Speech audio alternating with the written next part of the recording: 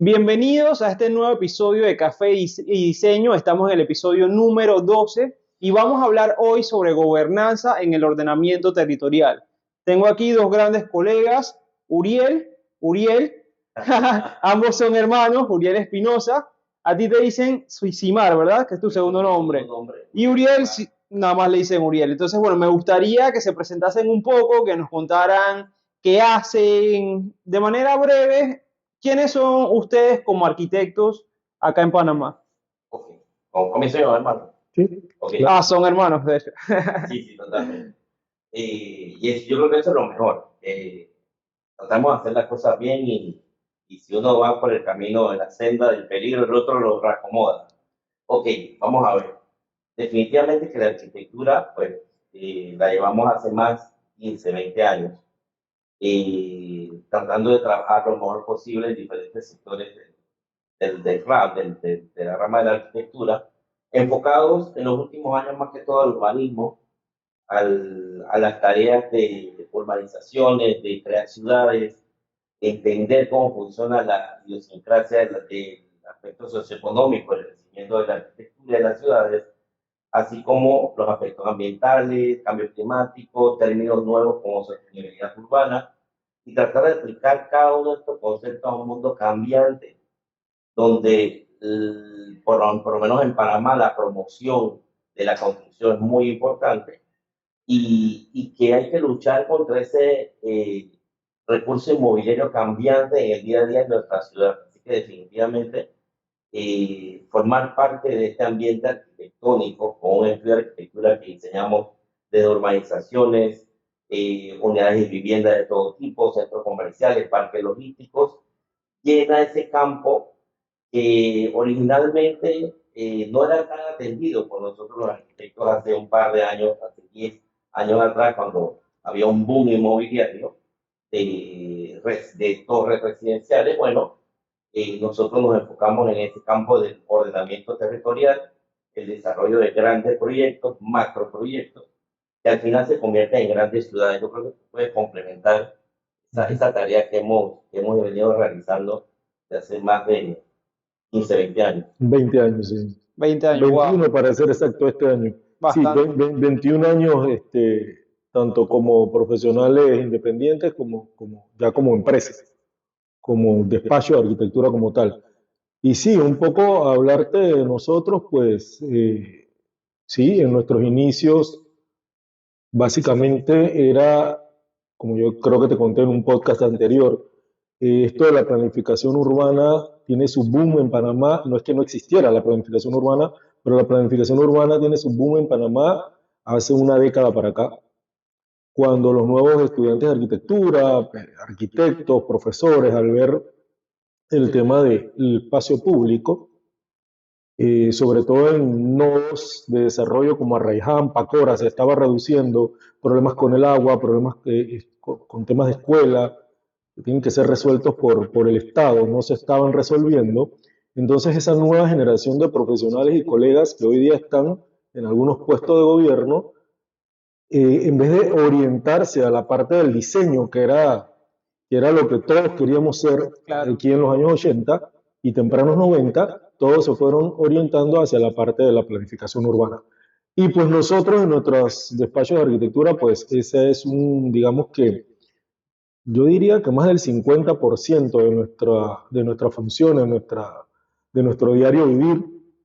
Otra gran parte es el diseño, como dice mi hermano, diseño de todo tipo, de todo lo que tenga que ver con arquitectura, desde la ampliación de una recámara en una urbanización como Villalucre, hasta pues, centros comerciales, todo lo que entre dentro de la palabra arquitectura, diseño arquitectónico. Y eso somos nosotros. Y ahora, como te acabo de decir, más del 50% de nuestro trabajo es la planificación urbana, la vivimos. Yo siempre digo que yo soy un amante de estos temas de planificación urbana, de leyes, a pesar de que ni mi hermano ni yo somos abogados, pues Arquitectura legal, le decías. arquitectura legal. Y es el término que, yo no sé si nosotros lo acuñamos, pero la arquitectura legal hoy día es algo que se vive, se Total. vive de ella totalmente y es imprescindible a la hora de hacer los procesos. dentro de las distintas instituciones públicas. Totalmente. Bueno, esos son mis amigos de Tacto Arquitectos, de Eco Arquitectos, dos empresas hermanas de estos grandes colegas que se dedican al ordenamiento territorial, entre otras gamas de la arquitectura. Ahora yo quiero preguntarles, si bien vamos a hablar de gobernanza en el ordenamiento territorial, creo que vale la pena definir un poco qué es ordenamiento territorial para empezar por ahí. ¿Cómo podemos definir esto de manera sencilla o simple para la audiencia? Recuerden que los que nos escuchan, algunos son profesionales de la arquitectura, otros son estudiantes. Entonces, ¿cómo mastican esto del ordenamiento territorial? ¿Qué es? Ok, vamos a Sí, ver. vamos a seguir de aquí a acá. Ok. Definitivamente que hay muchos conceptos que pueden definir el ordenamiento territorial en la extensión de la palabra como tal. Pero definitivamente coordinar el territorio significa poder saber hacia dónde va ese crecimiento urbano, pero no una sapiencia, hay que entender, hay que masticarlo, hay que saber sus limitantes, hay que saber sus oportunidades, hay que saber las condiciones existentes del territorio en el momento para poder determinar cómo vas a gestionar los usos del suelo, las normas de zonificación, para que ese territorio, al quedar ordenado, pueda ser funcional. Definitivamente que ordenar un territorio no es solamente establecer códigos de zonificación o uso de suelo que den origen a edificaciones a diestra y siniestra, porque definitivamente podríamos estar causando un daño al territorio tomando ese tipo de decisiones. Sin embargo, no hay que dejar de lado que también hay que ser atrevido, también hay que ser agresivo, también no podemos limitar ese territorio porque de repente en el momento en que estamos haciendo los estudios no tengamos o carezcamos de ciertos elementos fundamentales. ¿Por qué? Porque podemos dar entonces origen a una recesión. Yo creo que ordenar el territorio es más bien ver esa capacidad, esa cantidad de oportunidades, estos elementos que podemos solucionar como arquitectos, esa manera de crear ciudades, entendiendo cómo es el crecimiento inmobiliario del sitio donde están haciendo el estudio. Porque no es igual, por ejemplo, en la ciudad de Panamá, no es igual estar haciendo un desarrollo en el centro del área metropolitana que en las áreas periféricas. El comportamiento socioeconómico, ambiental, estructural, de infraestructura construida, de necesidades del habitante, son totalmente diferentes. Entonces, para mí, ordenamiento territorial es poder entender cómo vamos a crecer, hacia dónde vamos a ir, con qué contamos y qué podemos solucionar, para entonces proponer algo coherente, que funcione a lo largo de un horizonte de 15, 20, 30 años. O sea que se podría decir que el ordenamiento territorial es analizar un espacio urbano o rural, porque puede ser rural también, y ver un poco sus condiciones, sus particularidades, sus ventajas, desventajas, la capacidad que pueda tener de desarrollo en unos años venideros, en años atrás, para poder así proyectar lo que pudiese ser el mejor desarrollo para ese espacio territorial. Sí, Por ahí. definitivamente que sí, siempre tomando en cuenta, y mi hermano lo dijo hace un momento, existen ya prenormas prefabricadas que debemos utilizar, que debemos tomar en cuenta, que debemos adaptar, pero tratando, y miren, aquí voy a hacer un paréntesis, seguramente mi hermano va a hacer una ampliación de ese tema mucho más complejo, que es la participación del desarrollo inmobiliario, el arquitecto y las autoridades estatales encargadas de poder hacer o brindar esta facilidad de desarrollo. Es allí donde juega un papel fundamental de no frenar el desarrollo, sino de guiarlo hacia dónde vamos a ir, producto de la situación económica que podemos tener en determinado momento. Definitivamente que si no tenemos esos tres elementos alineados, pues después vamos a tener un flujo un poco más lento en lo que queremos que sea el desarrollo y por ende menos inversiones a nivel estatal. Totalmente de Claro, acuerdo. bueno, sí, continuando con la idea, yo soy un poco más teórico. Lo que ha dicho mi hermano es la práctica hoy día, y por allá vamos ahora en el hilo de la conversación cuando hablemos de gobernanza, ese último paréntesis que él dio. Pero retrotrayéndome un poquito a tu pregunta de qué es ordenamiento, el ordenamiento, yo tuve una bendición de dar una clase virtual, porque no lo conozco físicamente, personalmente, con el profesor Domingo Gómez Orea, y él tiene una acepción de lo que es ordenar simplemente, como tú decías, para personas que sepan y personas que no sepan, que nos estén escuchando o viendo, perdón, es simplemente poner las cosas en su lugar, poner las cosas en su lugar. ¿Qué cosas ponemos en qué lugar? Pues las actividades humanas. Es acomodar las actividades humanas, cualquiera que ésta sea, en un lugar. ¿Y cuál es ese lugar? El territorio. Entonces, ese poner las cosas en su lugar, desde el verbo poner hasta el sustantivo lugar, pasa una gran curva podemos decirlo así, de desarrollo, donde hay un sinnúmero de afectaciones. Y ese sinnúmero de afectaciones pueden ser códigos de zona, puede ser que exista o no exista servicios básicos. Entonces ya, ese estudio y ese análisis viene a ser lo que es la planificación urbana. Pero ordenar el territorio es eso, poner las cosas en su lugar. No importa que a ti se te ocurra que, por ejemplo, aquí estamos viendo el Parque del Florista, no importa que en el Parque del Florista a alguien se le ocurrió que iba a ser un edificio.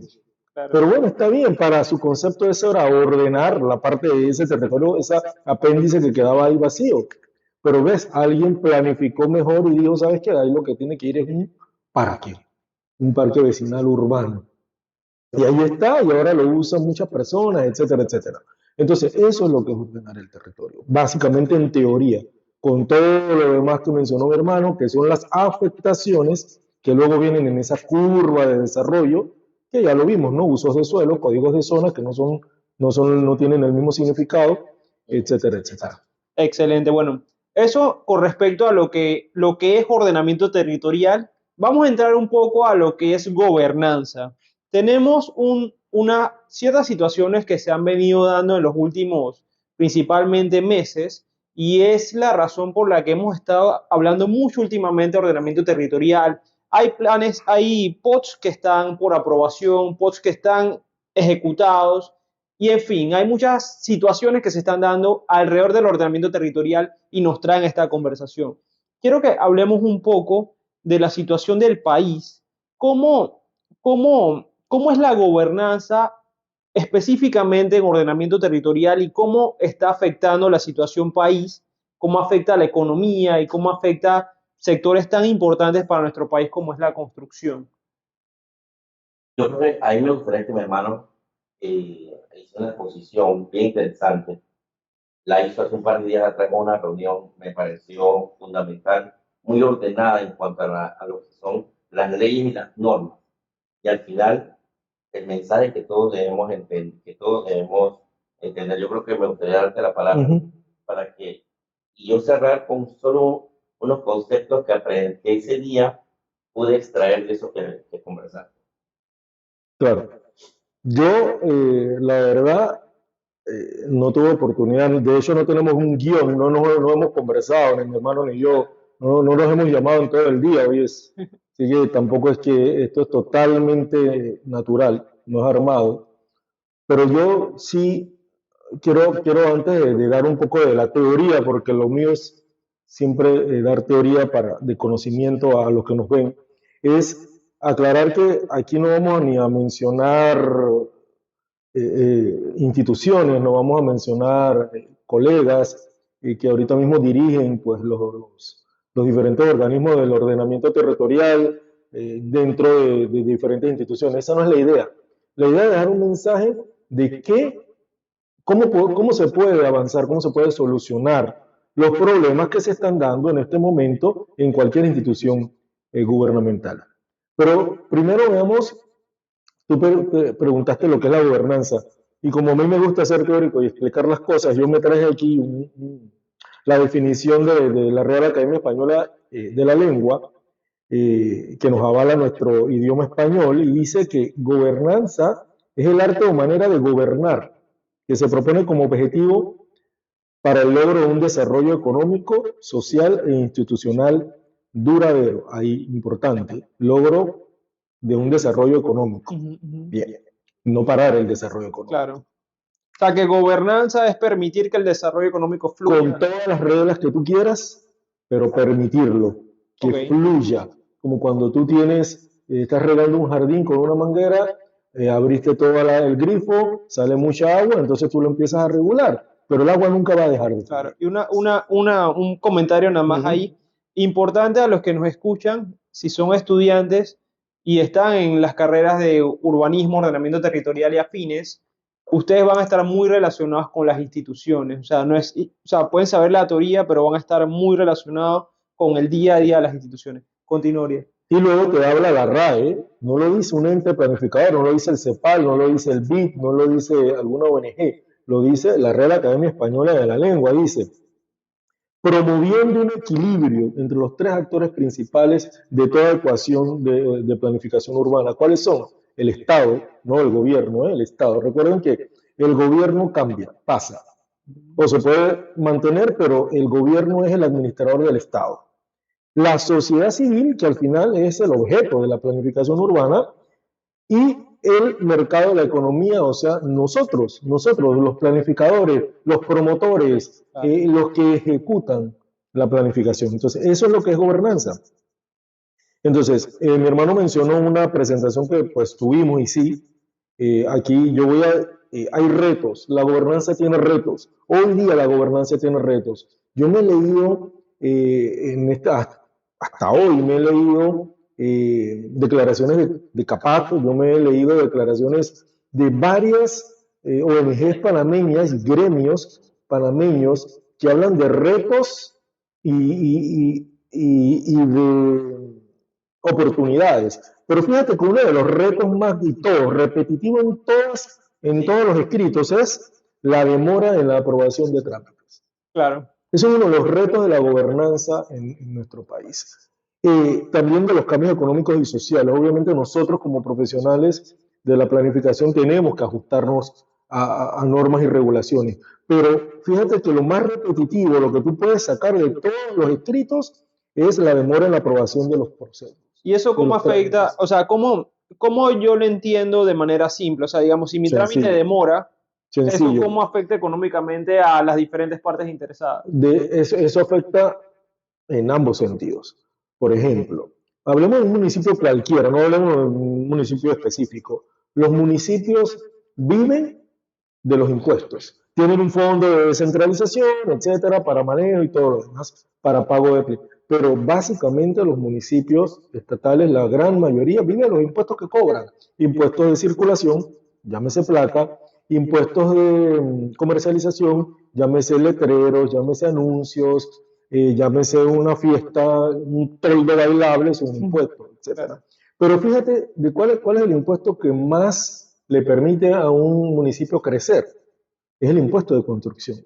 Uno de los municipios que más crece, no tengo la cifra exacta, pero debe ser Arraiján. En términos de vivienda, obviamente, Panamá es uno de los municipios más grandes, David es otro municipio más grande, pero vamos, si yo... O sea, que a nivel de ¿por qué? Porque en Arraiján ha habido un boom de crecimiento urbano que se traduce al final en permisos de construcción, en permisos de ocupación, y todo eso, ¿quién lo cobra? El municipio correspondiente.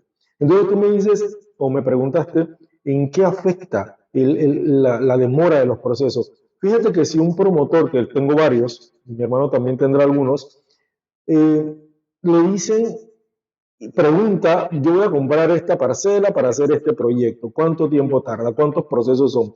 Son más de 276 procesos. ¡Wow! 276. Sí, y puede tardar, y yo creo que me estoy quedando corto, y puede tardar aproximadamente... O sea, hasta el término. 2 años. Antes hablábamos de uno. Antes hablamos de uno. Ya vamos por 2.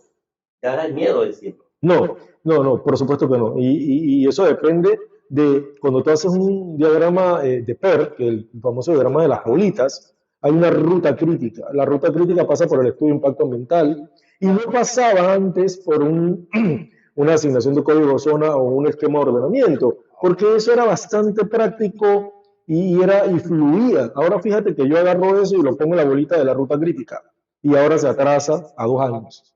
Entonces, cuando tú le dices eso a un promotor, el promotor dice, no, me da miedo, me voy. O sea, yo voy a comprar mi lote. Tú le dices que si es salida te vas a tardar 2 años. Dependiendo del tipo de proyecto. O sea, estamos hablando de estudio hidrológico, estudio de suelo, asignación, esquema, 276 procesos más menos. Todo eso metido ahí. Claro. Y no solo Aceleraciones. Y siguiendo esto, entonces, ¿qué pasa? Esto es una bola de nieve, ¿eh? Esto es una bola de nieve. Primero, este promotor decide no hacer nada porque ya estaba construyendo. Me voy a quedar con el proyecto que estoy construyendo. Ok, vale. ¿Cuántas casas te faltan? 60 casas, 60 casas. Perfecto. Olvidémonos del programa del Fondo Solidario, eso lo vamos a hablar ahora.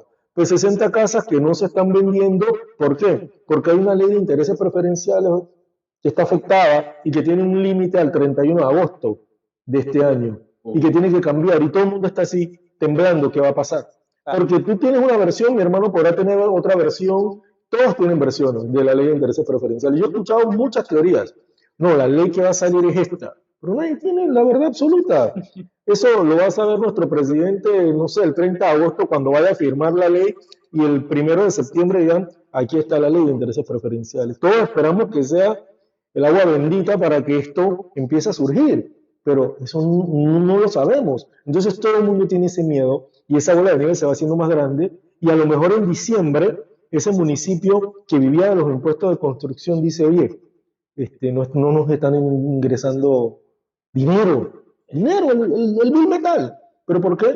Porque es que, y voy a mencionar un nombre de un proyecto mío, lo puedo mencionar porque es nuestro, Valle Verde le detuvieron o detuvo porque no tiene continuación, porque tiene una asignación de un código de zona que está trabada, que está en un proceso, o porque tiene un proceso, un estudio hidrológico que tampoco está aprobado, o porque tiene un estudio de impacto ambiental que también está detenido en el proceso. Entonces, ¿a qué vamos? Esa es la respuesta a tu pregunta. ¿En qué afecta el tema que dijimos de la demora en la aprobación de los procesos? En que la economía se resiente y hay la famosa recesión. Porque y la una cadena, ¿no? Una cadena. Y la recesión no solamente nos va a afectar a nosotros, los usuarios, los que vivimos de esto, 21 años viviendo, un poquito más, viviendo de esto, va a afectar también al gobierno, va a afectar al gobierno local. ¿Por qué? Porque sus ingresos en su mayoría dependen de la construcción. Y cuando hablamos del Producto Interno Bruto, lo puedes ver. Nuestro Producto Interno Bruto, ahorita mismo, según la CAPAC, el rubro de la construcción aporta el 15% y esperan que haya un crecimiento este año. Pero fíjate que el crecimiento que espera la CAPAC de ese 15% en el PIB va dado en 2 grandes proyectos que tiene el Estado. Oh, wow. La tercera pista del aeropuerto de Tocumen. Para este quinquenio. Para este quinquenio, sí, ya está, $200 millones. Y la construcción del tren David-Panamá. Entonces, o sea, que si esos proyectos que puede que se atrasen, mire lo que pasó con Cuarto Puente. Claro, entonces nosotros seguimos viviendo en una utopía porque, ¿qué pasa? También eso es como cuando se hizo la línea 1, luego la línea 2. Ahora nuestros macroproyectos son la ampliación del aeropuerto de Tocumen en la tercera pista y el tren Panamá-David. Claro. Pero ¿y qué pasa con el resto de la construcción, de los proyectos que también suman? También suman. Por supuesto. Me gustaría ahí ver una parte que no es que la dejamos de lado, que la conversamos todos los días. Nosotros estudiamos arquitectura, otros estudiaron ingeniería, otros construyen, otros hacen otras actividades dentro de esta gran industria que es la construcción. ¿Y qué le vamos diciendo a las personas, a nuestros clientes, a los usuarios, cuando esto se detiene 1 mes, 2 meses, 6 meses y no se mueve lo esto? Llega un momento en que el cliente no te cree. Entonces comienza un problema de credibilidad del trabajo que estamos haciendo. Y nosotros hemos participado en reuniones donde nosotros entendemos que hay un proceso de análisis de todos los proyectos que se presentan pero el Estado tiene una sola obligación y es hacer que estos procesos sean más ágiles. ¿Para qué? Para lograr al final una inversión estatal que se traduzca en beneficio para todo el Estado, para todos los que vivimos en este país. Definitivamente que hay muchas aristas que ver, muchos puntos que tomar. Yo daría un mensaje y es cuando uno está dentro de la parte del Estado, tiene que ser facilitador, usando las herramientas que contamos, con las que ya tenemos, pero ser facilitador de esos procesos y en estos momentos que nuestro país lo necesita más impacto económico, no podemos descansar en dos proyectos. Hay miles de proyectos en diferentes niveles de escalas que también suman al beneficio de los municipios, a los impuestos estatales, a la solución de viviendas, a la solución de apartamentos en diferentes costos, a la solución comercial, a la solución industrial. Yo creo que hay que ver, y podríamos estar todo el día aquí gestionando y hablando sobre este tema, pero principalmente hay que llegar a algo. ¿Qué hacemos en esta situación? Nosotros los arquitectos, los promotores, invierten y deciden entrar en este rubro. Necesitamos que una contraparte nos dé impulso, nos ayude a seguir adelante y que no sea un freno como que puede estar pasando en gran medida el día de hoy. Excelente. Sería interesante hacer una comparación a modo descriptiva de qué pasaba, o sea, cómo era el proceso antes o cómo se comportaba el mercado inmobiliario hace, digamos, en un periodo anterior de gobierno, que creo que se sintió mucho el cambio de gobierno y cómo funciona ahora, o sea, cómo era antes versus cómo es ahora el mercado inmobiliario, o sea, cómo está funcionando la dinámica ahorita mismo. Ok, en mi opinión, y mi hermano que podrá tener otra perspectiva, él también construye. Nosotros nos dedicamos a más que todo diseño y normativas urbanas y diseñamos con diferentes tipos de proyectos a diferentes escalas. Pero yo creo que si analizamos el mercado inmobiliario hoy, hay varios sectores y el mercado en sí está tratando de acomodarse a las condiciones actuales. Pero ese acomodo de las condiciones actuales obligatoriamente los frena, obligatoriamente detienen el proceso, inclusive de proyectos que ya estaban andando, simplemente paran en una etapa para ver la siguiente, qué va a hacer, a cuánto la vamos a vender, qué vamos a ofrecer. Porque el mercado inmobiliario es directamente proporcional a la situación del Estado. Y cuando el Estado no te refleja una seguridad importante sobre la economía, el mercado tiene que detenerse. Porque si no, puede pasar que inviertes y te quedas con el producto. Claro. Al igual que cualquier análisis de mercado de ventas de productos del mercado común, bueno, así mismo es el mercado inmobiliario. Pero si yo tuviera que comparar cuál es la diferencia, definitivamente que en periodos anteriores el Estado como tal no había, o más bien tenía ese impulso de poder llevar al sector privado de la mano con más o menos medidas que lo ayudaran a salir adelante y que ese proceso o esa inversión beneficiara al Estado de algún modo, directa o indirectamente. Y es lo que tenemos que entender. Yo siempre hago una analogía, por llamarla así. No debemos pensar en el arquitecto o en el promotor que hace un proyecto. Vayamos más abajo.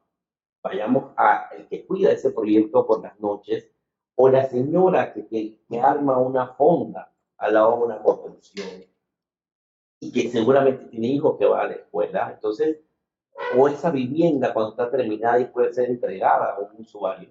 Entonces, es el verdadero beneficio. Nosotros solo somos un camino dentro de un gran proceso, de una estructura que tiene que cumplirse. Y ahí, como les digo, hay diferentes aristas y diferentes formas de ver el tema, pero comparativamente hoy en día creo que hay que ponerle un poco más de énfasis a esa solidaridad estatal, no detener los proyectos, buscar la manera de que esto avance, porque eh, se va a sentir lamentablemente en los próximos meses. Se ha ido sintiendo tenemos un tiempo importante, pero se está sintiendo cada día más y no queremos que esto se traduzca pues en la disminución de los empleos o la disminución de la oferta o más bien la demanda, que la demanda cambie totalmente. Miren, en pandemia el mercado inmobiliario se reestructuró Claro. y se fue al mercado de revés buscando la venta, pero por muchos motivos. Muchos salarios bajaron, la persona que optaba por una casa de 120.000 ya no tenía el monto para 120.000 y podía con 100.000, con 80.000, con 70.000, pero el mercado se adaptó y salimos adelante. Ujú. Yo no dudo que saldremos adelante también, pero creo que mientras más nos retrasamos, más difícil es que las cosas puedan impactar en la población de forma más rápida. Así es. Sí. ¿Cómo tú lo ves? ¿Cómo ves el Fíjate que mercado? sí, definitivamente todo es cierto. Fíjate que yo pienso que el mercado inmobiliario en Panamá es como el país, resiliente. ¿Por qué? Porque ha cambiado, ha resistido a todos estos embates. Nosotros somos ahorita mismo la 10ª economía de Latinoamérica, la 10ª. Bastante, ¿eh? Bastante decirlo. A veces nosotros los panameños y los extranjeros que viven aquí, yo escucho pues que lo dicen pero no se lo creen. O sea, oye, ¿qué país más seguro dentro de todas nuestras inseguridades? Nosotros somos un país muy seguro. Créanme que a los que hemos, sí, a los que hemos tenido la oportunidad de viajar, pues sí, Panamá es un país muy seguro. Entonces, el mercado inmobiliario es resiliente. El mercado inmobiliario abarca muchas cosas. También abarca alquileres. Mi hermano se ha enfocado en la parte de construcción. El mercado inmobiliario también abarca alquileres, también abarca la parte comercial. Ok, si nos enfocamos quizás en lo que estamos hoy día hablando ahorita mismo, en este momento, la parte de la construcción y la no recesión que no queremos que se dé, pues yo sí confío y yo sí espero que el mercado inmobiliario que está dado o lo permiten los promotores, los arquitectos y el gobierno, que es el administrador del Estado, siga fluyendo y siga creciendo. El mercado inmobiliario tiene, según el último informe de CEPAL, va a crecer 150%, pero obvio, este 150% involucra temas de alquiler y otros temas. No sé exactamente cuál será el porcentaje de crecimiento de los proyectos, pero yo te puedo mencionar, solamente por decirte, no te los voy a mencionar, pero yo te pudiera hacer un listado de 20 proyectos donde mis promotores me han dicho, tengo mis casas sin vender, tengo mis viviendas allí construidas, algunos no, otros más, otros menos, y eso es recesión, eso es el inicio de una recesión en la construcción. Hace 10 años o 12 años, un inversionista decía, este mercado inmobiliario, este boom inmobiliario en Panamá, dentro de 5 años ya. Nada, llevamos 12, llevamos 15 años y todavía seguimos creciendo. Crecemos 6, el año en que menos creció Panamá, pero menos creció el mundo fue el año 2020. Pero de ahí, Panamá ha crecido a razón de 7% nuestro Producto Interno Bruto anual. Lastimosamente, eso tiene que ver, no lo puedo decir solito, hay una parte que es la parte de la inflación, que es que $1 en tu bolsillo ya no vale lo que valía hace 10 años. Eso es inflación. Para los que nos ven y no, muchos dicen inflación y no saben que la inflación es eso, que la vivienda, y por eso es que el sector se fue hacia el sector construcción, se fue o se orientó hacia las viviendas de fondo solidario o sociales, que no son sociales, porque toda la vivienda subsidiada, eso te lo dije en el podcast anterior, todas las viviendas que reciban un subsidio son viviendas sociales, porque reciben un subsidio del Estado a través de los intereses preferenciales. Mi vivienda es subsidiada, es social. La única vivienda que no es social es la que tú pagas cash o no entra dentro de los tramos de intereses preferenciales. Entonces, ¿por qué el sector construcción se orientó hacia el Fondo Solidario de Vivienda? Precisamente por la inflación, porque ya los salarios de los trabajadores, todos nuestros salarios, ya no valen lo que valían hace 10, 15, 20 años atrás. Claro. Antes, yo comencé, la pena, pero cuando yo comencé a trabajar ganaba $200, $225. Era mi salario con el difunto arquitecto Servando Juliao, ahí en Viaporras, ese era mi salario, $225 manejando un Leroy. ¿Te acuerdas que ya hablamos del Leroy? Y escribiendo letras de arquitectura en planos. Hace poco tiempo. Y ese era el salario. ¿Quién vive hoy día? Sí, sí. ¿Quién vive hoy día con $225? Entonces, ahora obviamente los salarios van subiendo, pero ¿sabes qué? Va valiendo menos. Ahora, hoy día tú vas al supermercado, todos los que pues van al supermercado, tengan hijos o no tengan hijos, dan lo mismo. Tú vas al supermercado y antes 3 bolsitas de súper tú las sacabas a razón de 5, 7, $8. 3 bolsas de súper hoy día son 100, $120. O sea, no alcanza el dinero, entonces eso es inflación. Entonces el constructor dice, ¿sabes qué? No voy a hacer una casa de $120,000, porque en la pirámide de la población, los que ganan más son los menos.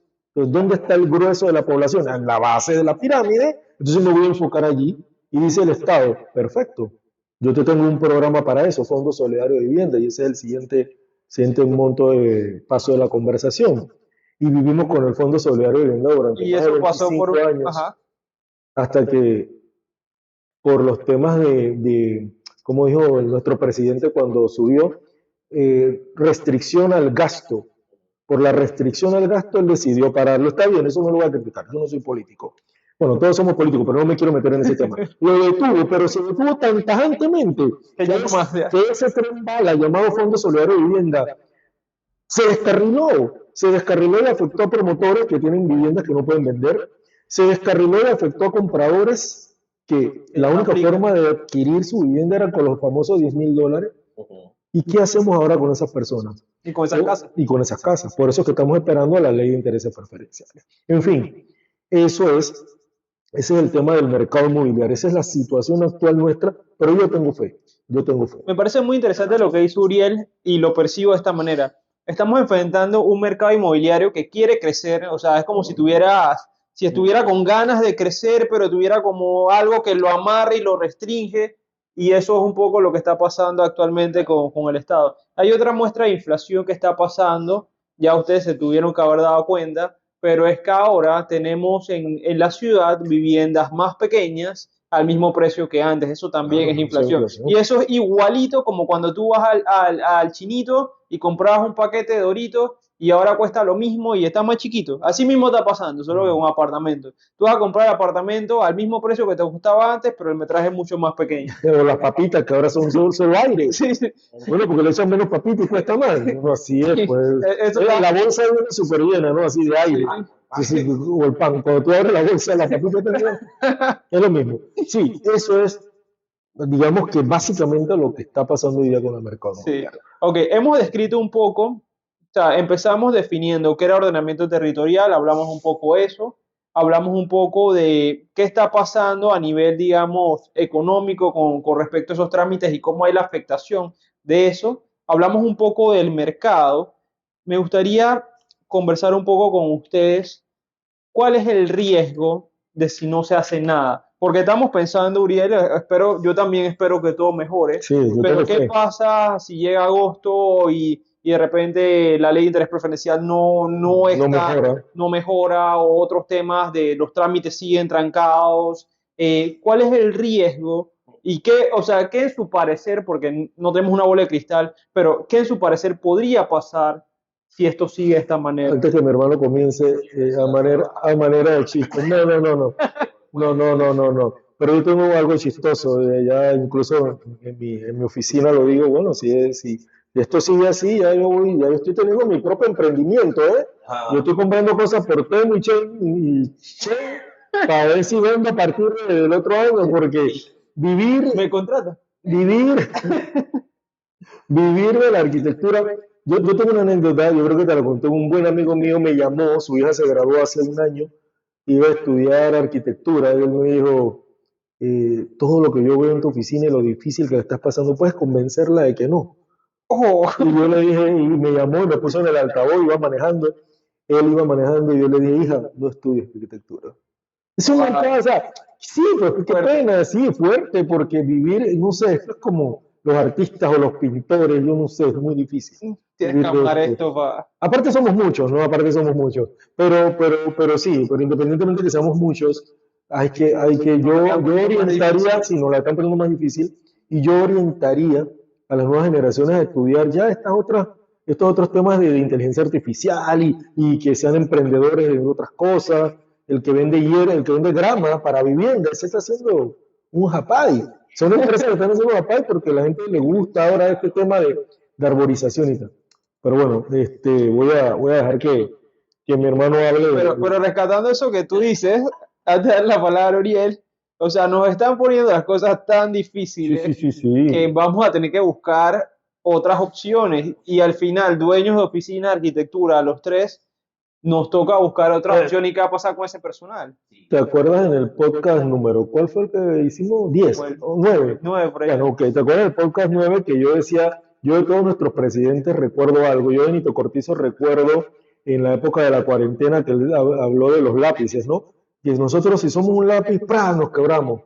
Si somos dos, ahí, si somos tres, cuatro y cinco lápiz, nadie nos quiebra. Bueno, eso es lo que vamos a tener que hacer, unirnos, mi hermano, tú y yo, cerrar toda la oficina, abrir una sola y meternos todos ahí y hacer un joint venture, ¿no? Porque grandes despachos de arquitectura, que no los voy a mencionar, pero todos sabemos aquí en Panamá, grandes despachos de arquitectura podrán subsistir, pero medianos, como nosotros, quizás nos vamos a tener que unir para hacer fuerza. Claro. ¿Ya? Y los Como muchachos, los lápices que se... claro, como los lápices de Nito Cortizo, ¿no? Que no se rompían, ¿no? Y eso es lo que yo le digo incluso a mis colaboradores de ahí en la oficina. Bueno, aquí vamos a tener que todos ir dándonos el salario, y ver qué hacemos. O el miércoles hablábamos en ese evento, el arquitecto Zapata decía, bueno, yo le digo a mis colaboradores, hoy no les puedo pagar, espérense 2 o 3 días, porque hay documentos que él ya tiene listos para aprobación, no se los entregan y con eso no puede cobrar Claro. a su cliente. Una cadena. Es una Es una cadena. cadena. Entonces, Y bueno, y eso es el mercado económico, ya te doy la palabra Uriel, y es así, es una cadena, o sea, si alguien no le paga a otro, esa persona no le paga al otro, y esa persona no le paga al otro, y así sucesivamente, entonces eso es lo que está pasando. Sí, y mira que nos pasa, a nosotros nos pasa. ¿Qué fue lo primero que hicimos cuando nos encontramos hoy? Hey, ¿cómo te vas? ¿Sacaste algo? ¿Te dijeron algo? Porque se vuelve del día a día. Claro, A ver a quién le contestaron un trámite. darnos apoyo Y mutuo. miren, la respuesta es bien simple. Yo no quiero ser negativo, pero yo puedo ser que mi oficina está en el lugar de calle 50 y después de varios meses va a estar en calle 50 frente al tornillo vendiendo alguna cosa de semáforo. también. Porque esa va a ser la realidad.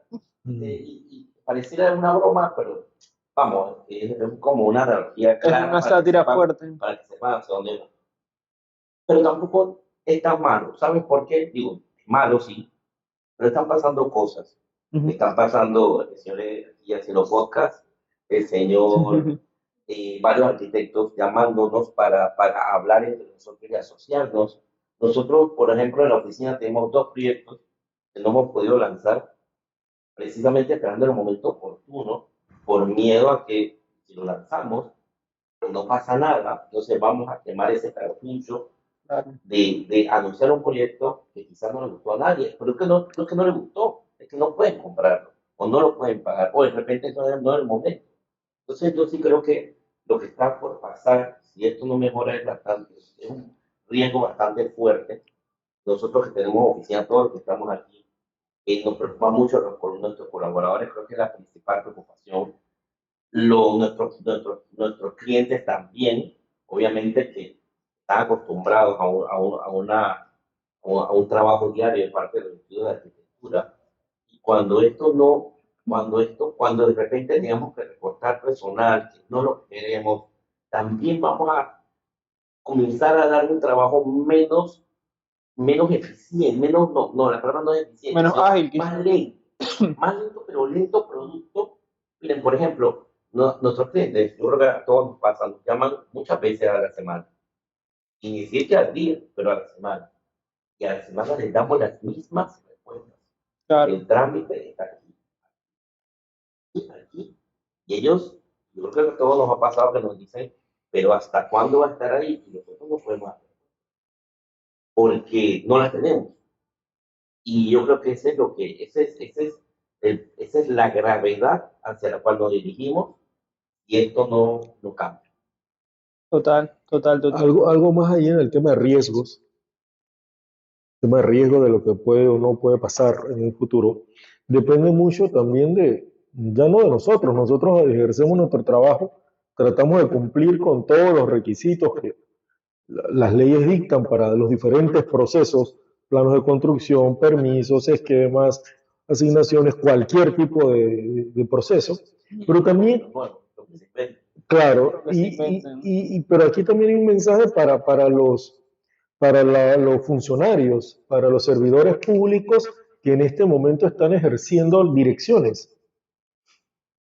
El tema del libro blanco de la gobernanza, que no existe, pero es la palabra, libro blanco de la gobernanza dice que tiene que haber comunicación, que tiene que haber interacción, para evitar todos estos riesgos de los que ya hemos hablado, de que, en broma y en serio, de que pueden desaparecer los despachos pequeños, pueden desaparecer arquitectos. Aquí vas a ver arquitectos manejando Uber, y no es que no es un menosprecio para los conductores de Uber, para nada, pero tú estudias una profesión, definitivamente no es para estar manejando un Uber o un taxi. Claro, Tú estudias una profesión para ejercerla, porque te costó en la inversión económica claro. y tiempo. Entonces, un mensaje para estos servidores públicos muy buenos, algunos, otros no tanto, que están ejerciendo las direcciones de las diferentes instituciones y que tienen que ver con el ordenamiento, que tienen que ver con temas de planos de construcción, que tienen que ver con permisos.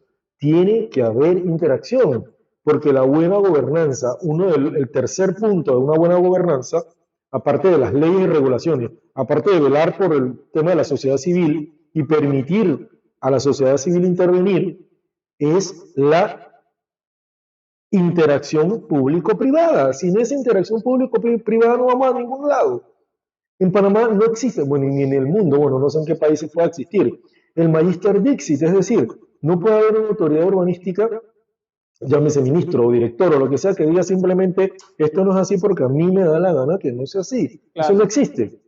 Y como no existe, porque estamos en un país democrático, todos tenemos derecho a decir, esta es mi opinión, esta es tu opinión, vamos a ver de qué manera se regula para que el proyecto se lleve a cabo. Entonces, tiene que haber, y está sucediendo no solo en una dirección, en varias direcciones de varias instituciones, de varios municipios, de varios ministerios, que simplemente han cerrado la puerta al usuario, Total. al que paga el salario de ellos. Porque es así, porque la sociedad civil paga el salario de ellos y yo soy sociedad O civil. sea, si nosotros dejamos de hacer planos, ingresar planos, ¿qué van a revisar? Exactamente. Entonces, Entonces, es el tiempo de los impuestos sobre la renta. claro, Estamos pagando impuestos sobre la renta. claro, claro, Pagan los salarios anuales de los claro. Antes del 15 de marzo todos tenemos que hacer una presentación de impuestos y duele porque el impuesto a las oficinas de arquitectura, a las oficinas de construcción está arriba del 20%, 25% anual sobre tus utilidades. Entonces, cuando tú, y no es que yo esté promoviendo la evasión de impuestos, no, todos tenemos que pagar nuestros impuestos, pero ¿cómo pagar eso alegremente cuando tú vas a una institución pública a llevar un proceso y no te atienden? Y simplemente no te atienden porque remítase a lo que dice la ley tal.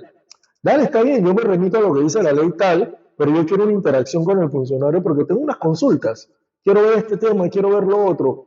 Y entonces, en vez de ser proactivos, en vez de ser facilitadores, son funcionarios que detienen el proceso Y dilatadores. y dilatadores del proceso. Y piensan que tienen la verdad absoluta cuando realmente se olvidan de que son puestos temporales, ¿verdad? Y que en vez que te recuerden, como decía aquella propaganda, que te recuerde depende de ti, no te van a recordar por cosas buenas, te van a recordar por haber detenido un proceso, por ser un funcionario, un servidor público que no fluía con los procesos de los usuarios, ¿ya? Al fin y al cabo, si ellos están velando por los intereses de la sociedad civil, nosotros también. Claro. Entonces lleguemos a un acuerdo y veamos cuál es la mejor manera, pero no es negar un proyecto, negar un proceso o detener un proceso simplemente porque sí. Claro, yo estoy de acuerdo. Si hay algo que está mal escrito, está mal hecho o no cumple con los requisitos de alguna ley, resolución, decreto, perfecto, eso hay que corregirlo. Eso se llama forma y fondo de un documento. La forma es todo el ordenamiento que siga los procesos y el fondo es lo que escribes. Muchas veces tú cumples con todos los requisitos de un decreto o lo que sea, cumples con el índice, pero el fondo, es decir, lo que escribiste no tiene relación con el título. Está bien, corrige todo eso, pero que el proceso fluya, que el proceso Claro. siga.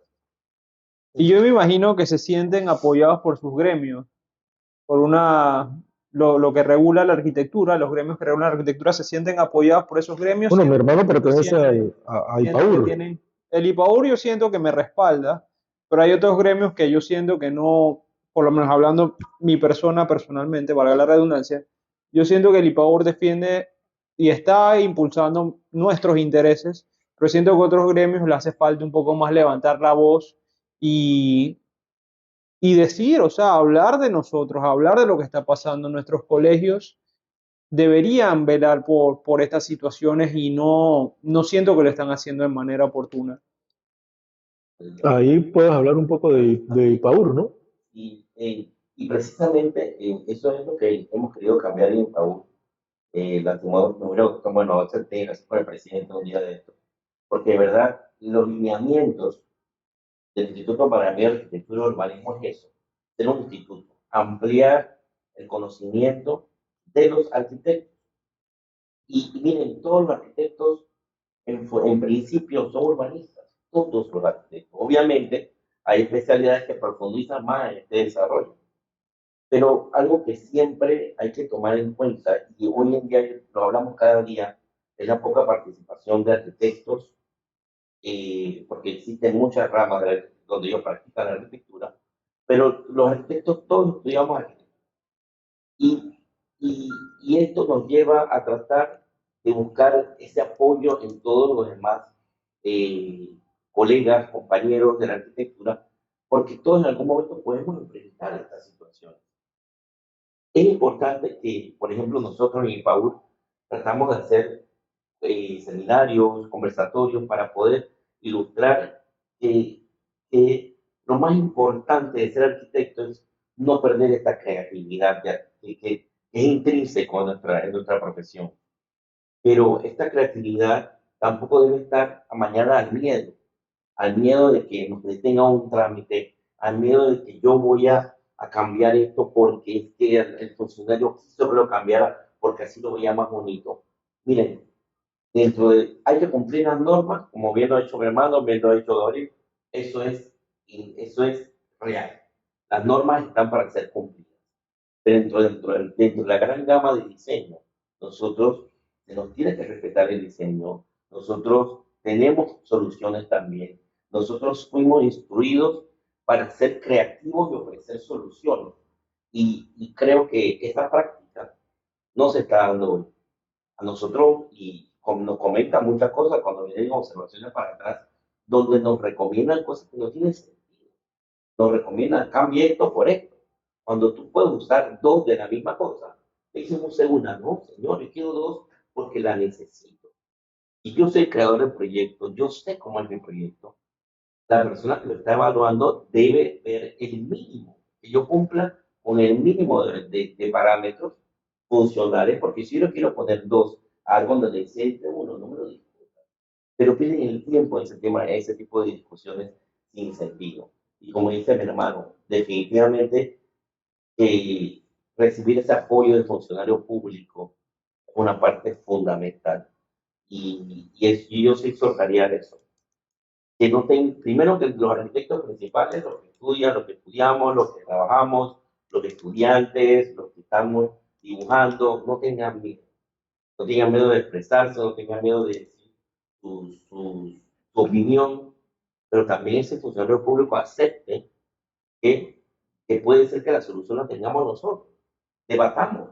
Y para eso somos seres humanos, hablando sentir de la gente, no cortando esa libertad de poder expresarnos. Yo creo que eso es lo que eso es parte del problema actual. Lo que hay que Tremendo. luchar contra eso. Si tuvieras ahorita al frente, Uriel, a todos los que toman decisiones con respecto a nuestra profesión relacionada a la gobernanza y el ordenamiento territorial, ¿qué tres cosas puntuales tú le recomendarías a ellos? Ok, O sea, digamos que puedes decirles cualquier cosa, pero, o sea, nada más tienes tres cosas y ellos te van a escuchar lo que sí, tú... dentro del marco del respeto, yo pediría cero discrecionalidad, Cero. cero discrecionalidad, cero discrecionalidad. Ok, Y el servidor público solamente puede hacer todo lo que está dentro del marco de la ley. ok, ok, ok. Nosotros podemos solicitar todo lo que la ley no nos impida solicitar. Ok, discrecionalidad. ¿Qué otra cosa Cero, le cero pediría? Cero discrecionalidad. discrecionalidad. No voy a decir cero, pero bajar el nivel de burocracia, Bajar la burocracia. bajar la burocracia y ser más facilitadores de los procesos. Ser Esas más son las tres facilitador. cosas que yo básicamente diría. ¿Tú qué le pedirías? Miren, y aquí, Tres cosas, ¿recuerdas? tres cositas. Y aquí voy a tratar de expresar que yo también fui funcionario público. Las tres cosas que pude descubrir a lo largo de 5 años trabajando en el Estado. Primero, que tienes que tener comunicación con el usuario. La comunicación es fundamental. Poder atender a ese usuario y saber cuáles son sus problemas y tratar de buscarle solución te llena como funcionario público. No todos los problemas tienen solución, pero tratar de buscárselas te llena. Segundo, ser proactivo al buscar las soluciones. Miren, algo que no existe, que es muy difícil siendo funcionario público, es poder coordinar diferentes instituciones, inclusive a los colaboradores dentro de una dirección. Pero ese es el trabajo de un jefe de dirección, de un director, de un viceministro, de un ministro. Coordinar para que sea mejor, no para que sea peor. Y para eso hay que usar las herramientas que uno tiene a disposición, ya sean pocas o muchas. Así que esa sería la segunda. Y la tercera es poder entender cada flujo o poder entender más bien el trámite del cual ustedes están a cargo como funcionarios. ¿Por qué? Porque en mis 5 años poder entender cómo era el flujo del trámite me permitió mejorar ciertos puntos para que fueran más fluidos. Si no lo entiendes, si no quieres entenderlo, si no te involucras, simplemente va para peor.